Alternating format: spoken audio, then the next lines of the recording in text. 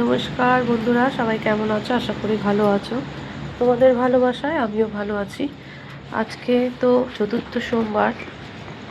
আজকে বাড়িতে আমি ভোলেনাথের পুজোটা কিভাবে দিচ্ছি সেটাই আজকে তোমাদের সঙ্গে শেয়ার করব। তাহলে চলো দেখতে থাকো। আমি ভোলেনাথকে আগে বসিয়ে নিয়েছি, আর সেখানে রয়েছে ঘি, মধু, অগুরু, চন্দন, গোলাপ জল সমস্ত কিছু নিয়ে নিয়েছি। আর এইদিকে তো আমি গঙ্গা জল আলাদা করে এখানে নিয়েছি কুমুন্ডুলোতে। এখানে গঙ্গা জল রাখা আছে, এর মধ্যে আমি সব কিছু মিশিয়ে নেব। আর এদিকে ফুল, দই, মিষ্টি, ভোলেনাথের জন্য মালা, কাটা, বেলপাতা, ফল, চন্দন সমস্ত কিছু রেডি করেছি। আর উপরে ঘরের ঠাকুরের ফুল রাখা আছে। আগে ভোলেনাথকে দিয়ে তারপর আমি এক এক করে ওপরে পুজোটা সেরে নেব। তাহলে চলো দেখতে থাকো। প্রথমেই আমি ভোলেনাথকে ঘি দিয়ে ভালো করে ঘি মাখিয়ে নেব, তারপর এক এক করে সব কিছু দেব। হর হর মহাদেব, সবাই একবার বলে দাও হর হর মহাদেব। ভোলেনাথকে প্রথমে ঘিটা ভালো করে মাখিয়ে নিচ্ছি। একদিন ঘি না দিলেই ভোলেনাথের গাটা কীরকম সাদা হয়ে যায়, সেই জন্য চেষ্টা করি প্রত্যেক দিন দেওয়ার। যেদিন হয়তো তাড়া থাকে সেদিনকে হয়তো ভোলেনাথকে সেভাবে ঘি মাখানো হয় না, শুধু গঙ্গা জলে স্নান করানো হয়। আর যখন যেদিনকে ঘি মাখাই না পরের দিন গিয়ে একটু সাদা সাদা হয়ে থাকে।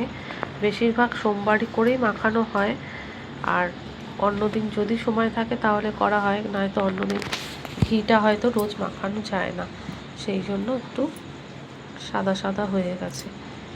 আমি তারপর নন্দী মহারাজকেও ঘি মাখিয়ে নিলাম। তারপর এখানে মা মনসার যে রূপোর রয়েছে সেটাতেও কিন্তু ঘিটা মাখিয়ে নিচ্ছি। ঘি মাখানোর পর আমি এক এক করে সব কিছু দিতে থাকবো।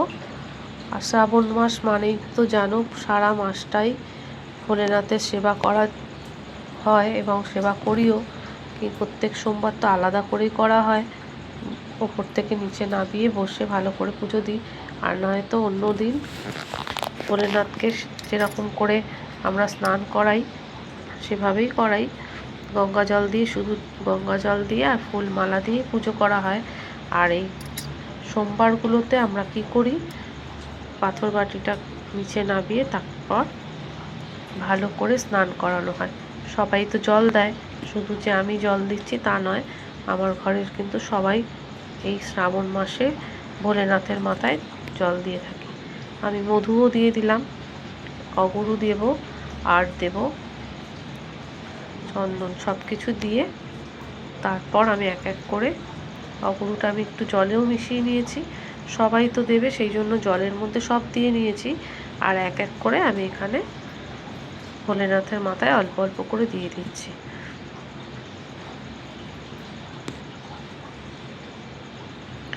হর হর মহাদেব। এবার আমি একটু গোলাপ জল দিয়ে দিলাম, নন্দী মহারাজকেও দিয়ে দিয়েছি। সব কিছুতেই আমি মিশিয়ে দিয়ে দিলাম, সব জলটাই মিশিয়ে রাখবো। তারপর দেব চন্দন, চন্দন দিয়ে তারপর আমি এখানে যে জলটা মিশিয়ে রেখেছি সেটাও আমি ঢেলে দেব। আর যখন ভোলেনাথকে পোছানো হয়ে যাবে, সিংহাসনে তুলব, তখন আলাদা করে তখন কিন্তু আমি ভোলেনাথের মাথার যত যা আছে সব পুছিয়ে ফেলে পরিষ্কার করে তারপর আমি সিংহাসনে তুলব। প্রথমেই সবাই জানো গণেশ মহারাজ বসে থাকেন ওখানে, গণপতি বাপ্পাকে দিতে হয়, তারপর কার্তিক, তারপর মা পার্বতী, তারপর ভোলেনাথের মাথায় জল দিতে হয়। সেই জন্য আগে ওই দিক থেকে গঙ্গা জল দিয়ে তারপর কিন্তু আমি এদিকে ভোলেনাথকে দিলাম। অ্যাকচুয়ালি শিবের মাথায় জল ঢালার অনেক কিছু নিয়ম আছে, আমরা তো সবাই জানি না। যেটুকু জানি সেটুকুই আমি শেয়ার করি বা সেটুকুই বলার চেষ্টা করি। ভোলেনাথকে তিনজন কিন্তু এখানে বসে আছেন, এক গণপতি বাপ্পা, আর এখানে মা পার্বতী মাঝখানে, আর এই পাশে কার্তিক। তারপর এখানে ভোলেনাথের মাথায় জল ঢালছি। সমস্ত কিছু দিয়ে আমার তো হয়ে গেল। এবার আমি একটু আমার মতো করে ফুল বেলপাতা দিয়ে পুজো করে নেব, আরতি করে নেব। তারপর আমার বর, আমার ছেলে সবাই এক এক করে দেবে। যাই হোক, আমি মা মনসার মাথায় এখানে আমি জবা ফুলটা দিয়েছিলাম, সেটা পড়ে গেছে, সেই জন্য আমি পরে আবার ওটা দিয়ে দেব। আগে আমি ভোলেনাথকে দিয়ে তারপর আমি বেলপাতার মধ্যে কিন্তু চন্দন মাখিয়ে তারপর বেলপাতা দিই। বেলপাতা তো উল্টো করেই এভাবে দিতে হয়, সোজা করে ভোলেনাথের মাথায় দিতে নেই। আর সাদা ফুল ছিল সেটাও দিয়ে দিয়েছি, মা মনসাকেও দিয়ে দিলাম। আবার এখানে যে ফলটা রয়েছে সেটাও আমি কিন্তু গোটা ফল কাটা যেটা সেটা দিয়ে দেব। মাথার ওপরে এটা থাকবে না, ওটাকে নাবিয়ে আমি নিচে দিয়ে দেব, কেননা ওখানে দিলে পরে বারবার পড়ে যাচ্ছে। ভোলেনাথের মাথায় দেওয়ার পর ওটাকে নাবিয়ে পায়ের কাছে দিয়ে দেব, আর ফল কলাটাকেও আমি এখানে দিয়ে দেব।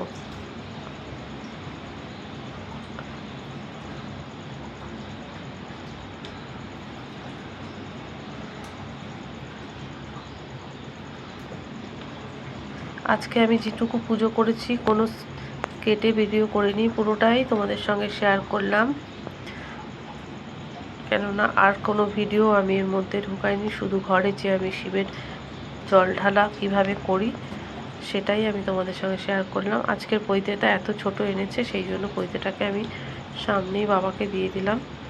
আমার বড় পৈতেই আসে, কিন্তু আজকের পৈতেটা খুবই ছোট এনেছে, সেই জন্য পৈতেটা এখানে দিলাম। নেক্সট দিন আমি বড় পৈতে আনবো, যাতে বাবার মাথায় পরানো যায়, ভেতর পর্যন্ত মাথা দিয়ে, সেই রকমভাবে দিয়ে দেব। একটু দূর্বা অর্পণ করলাম। সব কিছুই আমি মন্ত্র বলে বলেই করেছি, কিন্তু এটা আমি ভয়েস পরে দিয়েছি। আর একটু দধি যেটাকে দেয়া হলো।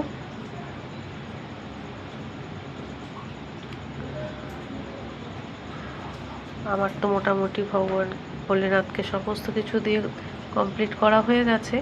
এরপর আমার মতোই আমার ছেলে, আমার বড় জল দেবে, তারপর আমি সিংহাসনে ভোলেনাথকে তুলে দেব। তারপর আমার ঘরের সিংহাসনের যে ঠাকুর রয়েছে সেগুলোও তোমাদেরকে দেখিয়ে দেব। আর একবার আমি এখানে ধূপ দেখিয়ে দেব, আরতি করে নেব। ধূপের সাথে সাথে আমি কর্পূরও দিই, কর্পূরের আরতিটাও করব, সেটাই তোমাদের সঙ্গে একবার দেখিয়ে দিচ্ছি। পুরো শ্রাবণ মাসটা সত্যি বলছি, ভোলেনাথকে পুজো করে যে মনে কি শান্তি, যারা করো তারা তো জানোই। আর ঘরেই হোক বাইরেই হোক, ভোলে বাবা যেখানেই দাও না কেন, বাবাকে ডাকলে মন থেকে সত্যিই কিন্তু সাড়া পাওয়া যায়। ধূপ আরতি আর এখানে তোমার কর্পূর আরতি দুটোই আমি প্রত্যেক দিন করি। আমাদের কর্পূরের আরতিটা কিন্তু রোজই হয়, সব ঠাকুরকেই দেখানো হয়। আজকে সোমবার বলে সেই জন্য এখানে ভোলেনাথকে দেখানো হচ্ছে, পরে কিন্তু উপরে সব ঠাকুরকেই কর্পূরের আরতি করে দেখানো হবে।